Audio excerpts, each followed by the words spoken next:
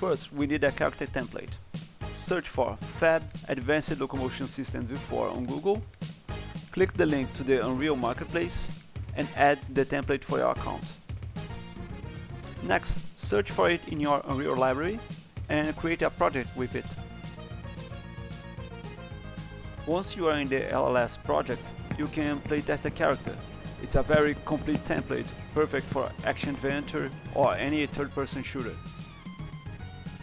When you are done testing, go to File, New Level and select Blank. In the New Level, go to the Windows tab, open World Settings, and in the Game Mode Override section, change it from None to LLS Game Mode. This will bring the character template to your new level. Here I'm creating a new material instance from the Unreal default material and dragging it into my folder. This step is completely optional, but it can be helpful. Now comes my favorite part. In the selection mode, click and switch to the modeling mode. It will bring a new window, so go straight to the Creative tab and click on Box. We want to create a 100 by 100 cubic box. And before creating this box, remember to change your grid size to 100, then you can hit the Accept button. This will make the box snap perfectly to the grid. Sort of. You will notice the box is actually snapping to the middle of the squares.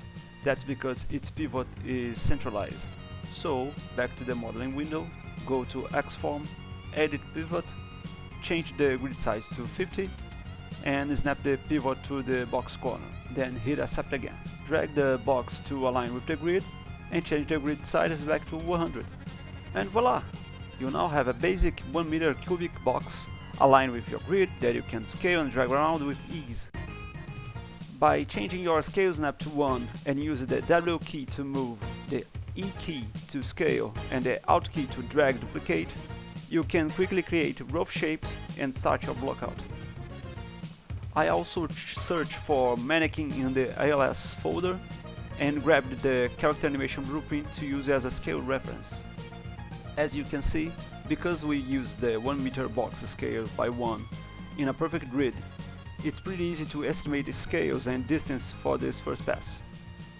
And also a reminder to always playtest your levels by hitting Alt P. With this simple setup, just by duplicating, moving and scaling boxes, you can get your level into a rough state pretty quickly.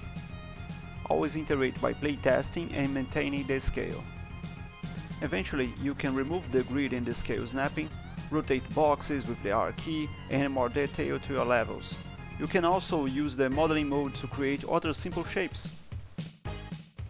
This might seem too basic for a level, so let's open a level I made last year and look at it closely. There are some meshes in it, but a lot of this level is actually scaled and rotated boxes. That's because simple shapes are the fundamental tools for any level. Of course, you will eventually change the material colors, add meshes, create landscapes, but always remember, the bread and butter of any level is 1 meter cubic boxes scaled and rotated. I hope this video helped you get a quick start in Unreal. Have a good one.